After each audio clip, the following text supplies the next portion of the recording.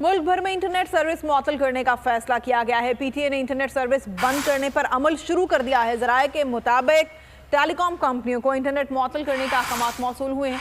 इस्लामाबाद में internet service मुअत्तल कर दी गई है। इस्लामाबाद के बेशतर इलाकों में बिजली भी बंद कर दी गई है। एहतशाम अब्बासी से इस बारे में जानते हैं। एहतशाम, बताइएगा, इंटरनेट बिजली बंद क्या वजह है? जी, इमरान खान की गिरफ्तारी के बाद एहतजाज जो सिलसिला है वो मुसलसल जारी है। उसको देखते हुए हुकूमत ने ये बड़ा फैसला किया है। टेलीकॉम कंपनीज और पीटीए को अहकाम मौसूल हुए हैं कि जितने भी इंटरनेट सर्विस हैं वो बंद कर दी जाएं। आपको मैं वाज़ह करते चलूँ कि आज दिन को ही हाई कोर्ट और जुडिशल कम्प्लेक्स के जो इर्द गिर्द के इलाके हैं वहाँ पर इंटरनेट की सर्विस जो है वो बंद कर दी गई थी।